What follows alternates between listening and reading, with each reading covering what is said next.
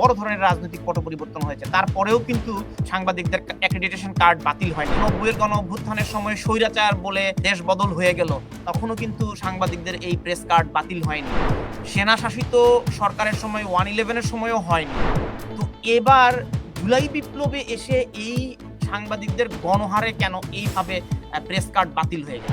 আমি যদি কোনো অন্যায় করে না থাকি বা আমার যদি স্বচ্ছতা থাকে, আমি যদি বিগত সরকারের দোষর না হই, বিগত সরকারের দালালি না করি, তাহলে আমার ভয়ের তো কিছু নেই। ভয়ের আছে তো ভাই, আমি জানি আমি কিছু করি নাই, কিন্তু যখন এটা পত্রিকা ছাপা হলো রাস্তার মধ্যে তো পাবলিক আমাকে ধরে গণপিটুনি দিবে যে এই শালা স্বৈরাচারের দোষরকে ধর। আমাকে তো আজকেও হুমকি দেওয়া হয়েছে, প্রতিনিয়ত ফেসবুকে হুমকি দেওয়া হচ্ছে।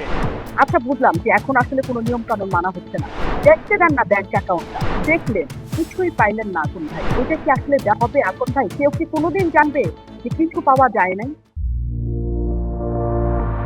IPCO brand selects only the best products for our customers. আমরা দেখেছি যে সিনিয়র সাংবাদিকদেরকে নিয়ে এই মুক্তিযুদ্ধের সময় মেরে ফেলা হয়েছিল। হ্যাঁ, আমরা একাধিক সাংবাদিককে গুম হতে দেখেছি, তারা আর ফিরে আসেননি ৭১-এর সময়। হ্যাঁ, কিন্তু ৭১ পরবর্তী সময়ে ৭৫-এর যেটি জয়মামুন ভাইও বলছিলেন যে রাজনৈতিক পট পরিবর্তন, ৭৫-এ একটি বড় ধরনের রাজনৈতিক পট পরিবর্তন হয়েছে, তারপরেও কিন্তু এই সাংবাদিকদের অ্যাক্রেডিটেশন কার্ড বাতিল হয়নি, যদিও সেটি চালু হয়েছে ৭৩ সাল থেকে। এরপরে 90-এর গণ অভ্যুত্থানের সময় স্বৈরাচার বলে দেশ বদল হয়ে গেল, তখনও কিন্তু সাংবাদিকদের এই প্রেস কার্ড বাতিল হয়নি। সেনা শাসিত সরকারের সময় 111-এর সময়ও হয়নি। তো এবার জুলাই বিপ্লবে এসে এই সাংবাদিকদের গণহারে কেন এইভাবে প্রেস কার্ড বাতিল হয়ে গেল? শুধু প্রেস কার্ড বাতিল না তো ভাই, ইস্যুটা অনেক বড়। প্রেস কার্ড বাতিলের সঙ্গে প্রেস ক্লাবের সদস্যপদ, সেটির সঙ্গে ব্যাংক হিসাব জব্দ অথবা তলব, তারপরে হচ্ছে দুদকে চিঠি দেওয়া হয়েছে তথ্য মন্ত্রণালয় থেকে যে এই সাংবাদিকের বিরুদ্ধে তদন্ত করে ব্যবস্থা নেওয়া হোক, এবং চাকরিচ্যুতি। আমি যে 8টা ঘটনা বললাম, একটার সঙ্গে আরেকটা লিঙ্কড। শুধু কার্ড বাতিলের কথা, কার্ড বাতিল করলে কি যায় আসে? আমি বছরে একদিন যাই সচিবালয়ে, কার্ড আমার দরকার নাই তো। জি, আমি বলবো। জি জি জি, বিষয়টা হচ্ছে কি, আসলে কার্ড বাতিল বা এই যে ব্যাংক হিসাব জব্দ, এতে তো ভয়ের কিছু নেই। আমি যদি কোনো অন্যায় করে না থাকি বা আমার যদি স্বচ্ছতা থাকে, আমি যদি বিগত সরকারের দোষর না হই, বিগত সরকারের দালালি না করি, তাহলে আমার ভয়ের তো কিছু নেই। এটা তো ভয়ের আছে তো ভাই। না, আমার যখন ব্যাংক না, আমাকে বলতে দেন, আমাকে বলতে দিতে হবে। ভয়ের হচ্ছে এখন তো মবের সংস্কৃতি। আপনি পত্রিকায় লিখলেন যে জয় মামুনের অ্যাক্রেডিটেশন কার্ড বাতিল, প্রেস ক্লাবের সদস্যপদ বাতিল, চাকরি বাতিল, অমুক বাতিল, সে স্বৈরাচারের দোষর, বৈষম্য বিরোধী ছাত্র আন্দোলন তার নামে তালিকা করেছে। আমি জানি আমি কিছু করি নাই, কিন্তু যখন এটা পত্রিকা ছাপা হলো রাস্তার মধ্যে তো পাবলিক আমাকে ধরে গণপিটুনি দিবে যে এই শালা স্বৈরাচারের দোষরকে ধর। এবং তাই তো হচ্ছে। ভয়ের কিছু নাই মানে? ভয়ের তো অবশ্যই আছে। না, এগুলো নিয়ে তো তদন্ত চলছে, তো আপনাদের যাদের বিরুদ্ধে খুনের মামলা হয়েছে, শোনেন, যাদের বিরুদ্ধে খুনের মামলা হয়েছে সেগুলো তো তদন্তাধীন। আপনারা তো যাদের বিরুদ্ধে খুনের মামলা হয়েছে একজন তো গ্রেপ্তার হননি, কাউকে কোনো সাংবাদিককে তো খুনের মামলায় গ্রেপ্তার করা হয়নি। তা আপনি যদি এখনো মনে করেন যে আপনি যদি এখনো খুনের মামলার দায় নিয়ে আপনি যদি টকশো করতে পারেন, আপনি যদি রাস্তায় চলাফেরা করতে পারেন, তাহলে আপনি কিভাবে বুঝবেন যে নিউজ হলে আপনাকে পিঠে মারে ফেলবেন? আপনাকে এখনো গ্রেপ্তার করেনি, কিন্তু বিষয়গুলো তদন্ত চলছে। কারণ বাজারে মব দিয়ে আক্রান্ত করা হয়েছে, তো এটি কি একটি নিদর্শন নয়? এটি কি একটি বার্তা নয়? না, এবং আমাকে তো আমাকে তো আজকেও হুমকি দেওয়া হয়েছে, প্রতিনিয়ত ফেসবুকে হুমকি দেওয়া হচ্ছে যে এই পুলিশ তো গ্রেফতার করবে না এদেরকে পিটুনি দিতে হবে। আচ্ছা মামুন ভাই, আমি একটা বিষয় জানতে চাচ্ছি আপনার কাছে। আপনাকে যে হুমকি দেওয়া হয়েছে, আপনি কি আইনি কোনো সহায়তা নিয়েছেন? আপনি কি থানায় জিডি করেছেন, মামলা করেছেন? করেননি। আপনি কেন আইনের কাছে যাচ্ছেন না? আপনার ভয় কোথায়? আমি জানতে চাচ্ছি যে আপনি কেন, আপনাকে হুমকি দেওয়া হলো, আপনার ধারণা যে কেন আইনের কাছে যাচ্ছেন না? আপনি কেন থানায় জিডি করছেন না? আপনি কেন মামলা করছেন না? থানায় জিডি করব কিভাবে? আমাকে তো সরকারই তো সবচেয়ে বেশি হয়রানি করছে। তাহলে তো সরকারের বিরুদ্ধে জিডি করতে হবে। সরকার কেন আমার অ্যাক্রেডিটেশন কার্ড বাতিল করলো? কেন আমার ব্যাংক হিসাব তথ্য তলব করলো? আমার অপরাধ কি? এইটা এইটা এইটা তদন্তের তো আগে এইটা শোনেন, যখন অভিযোগ আপনি বললেন আসে, তদন্ত হচ্ছে, অভিযোগ কে আসলো, আমি কে তো কিভাবে, বলতে চাই, না না অভিযোগ আমি তো আসলো কে, বলতে চাই যে অভিযোগ আনলো কে? আপনাকে স্বচ্ছ করার জন্য, আপনি যে এই সব ঘটনা ঘটাননি, আপনার যে হ্যাঁ, ব্যাংকে কোনো টাকা নেই সেগুলো, না না ব্যাংকে টাকা থাকবে না কেন? অবশ্যই টাকা আছে, আমি কিন্তু চুরি করি নাই, আমি তো চাকরি আমি করেছি, আমি না না 33 বছর ধরে চাকরি মনে করি। মনে করেন যে আমি আপনার ব্যাংকে টাকা, অবৈধ টাকা নেই, সেইটা হ্যাঁ, সেইটা সেইটা যে তো আমি তদন্তের পর আপনি জাতি জানবে, আসছি আসছি তদন্তের পর ব্যাংক জাতি জানবে সেটা যে আপনার ব্যাংকে কোনো অবৈধ টাকা নেই। এখন কিভাবে জানবে? বিষয়টা এখন হচ্ছে যে ভাই, একটা অভিযোগ না যখন আসে, একটা তদন্তের পরে একটা আ- আমরা পরে কিন্তু অভিযোগ, এই সরকারটা ছাত্র জনতার, এটা একটা বিপ্লবী সরকার, এটা একটা বিপ্লবের মাধ্যমে এই সরকারটা গঠিত হয়েছে। তা আপনি তাকে একটু সুযোগ দেন, তার কাছে নানা ইনফরমেশন আসছে, নানাভাবে এই সরকারের কাছে আমার বিরুদ্ধে অভিযোগ যাচ্ছে, আপনার বিরুদ্ধে অভিযোগ যাচ্ছে, সাংবাদিকদের বিরুদ্ধে অভিযোগ যাচ্ছে। সেই ক্ষেত্রে যেটা বলবো ভাই, আমরা যারা স্বচ্ছ আছি, এমন যে প্রশ্নটি তুলেছেন, অভিযোগটি কি তিনি সরকারের বিরুদ্ধে করবেন কিনা, রাষ্ট্রে কি এরকম না সুযোগ না আছে? সরকার তাকে যদি অভিযোগ করে থাকে, অবশ্যই তো তার কোনো না কোনো জায়গা আছে এই বিষয়টা জানানো। এখন দুদকের বিরুদ্ধে 58 জন ভাই সাংবাদিকের বিরুদ্ধে দুদকে অভিযোগ এনেছেন একজন আইনজীবী। এখন আইনজীবী জি কি করে দুদকের এই সাংবাদিকদের বিরুদ্ধে অভিযোগ উত্থাপন করলেন? আমি আইনের ছাত্র ভাই না, আমি বুঝতে পারছি না। আইনজীবী কি শোনেন, স্বপ্রণোদিত হয়ে এই তালিকা শোনেন, যখন আপনি এরকম এরকম এরকম এখন কোনো ঘটনা ঘটে, যখন কোনো বিপ্লবের আবু ঘটনা সালেহ, ঘটে, আপনাকে ছাড়বো। নাজনীন মুন্নি অনেকক্ষণ জি করছেন, তার অবিচার হচ্ছে। একটা প্রশ্ন শুধু আমি অনেকক্ষণ জি যাবত চেষ্টা করছি। জি নিশ্চয়ই। যে কোনো সরকার যে কোনো ঝুঁকি, যে কোনো সন্দেহ, যে কোনো তাদের তদারকির জন্য যে ব্যাংক অ্যাকাউন্ট যে কোনো কিছু হয়তো চাইতে পারে। হয়তো বলছি এই কারণে, কারণকারী কোনো মন্ত্রণালয়, আমি যতখানি আমার জ্ঞানে আছে, কোনো সাংবাদিকের ব্যাংক অ্যাকাউন্ট চাইতে পারেন না। কারণ ওইটা আমরা সরকারি প্রতিষ্ঠানে কাজ করি না। বেসরকারি প্রতিষ্ঠানে কাজ করা কোনো সাংবাদিক ব্যাংক অ্যাকাউন্ট তলব করার ক্ষেত্রেও মিনিমাম কারণ নাই। আচ্ছা, বুঝলাম যে এখন আসলে কোনো নিয়ম কানুন মানা হচ্ছে না। এই যে আপনি বললেন যে হ্যাঁ, স্বচ্ছ করার জন্য আপনাদের দেখতে দেন না ব্যাংক অ্যাকাউন্টটা, দেখলেন কিছুই পাইলেন না কোন ভাই, এরকম ফলাও করে কি আপনারা প্রচার করবেন? এরকম লিস্ট কি আপনারা দেন বা তথ্য মন্ত্রণালয় দিবে যে এই সাংবাদিকদের বিরুদ্ধে এই অভিযোগে তদন্ত করা হয়েছে, এই যে তাদের ক্লিন চিট, এই যে এদের কাছে কিচ্ছু পাওয়া যায় নাই?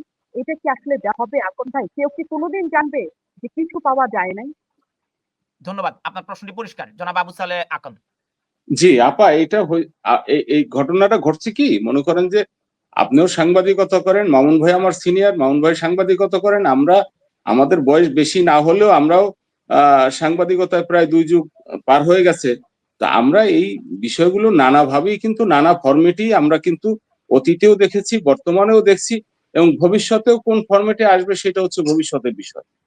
আমরা অতীতে যেটা দেখেছি যে মনে করেন একটা মানুষ ধরে নিয়ে তাকে দেখা গেছে যে হয়তো জঙ্গি চালানে ঢুকাই দিছে।